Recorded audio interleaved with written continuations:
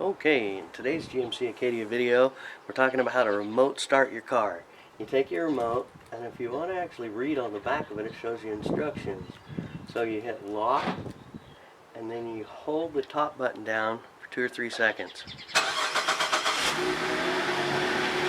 And the car just starts up, which is awesome because if it's cold, the car will turn on the electric seats and turn on the heater at full blast. And if it's really hot outside, the car will turn on the AC.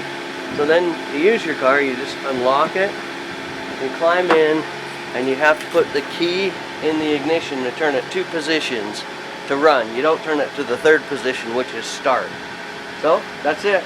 The info's on your remote, and it's really easy to do.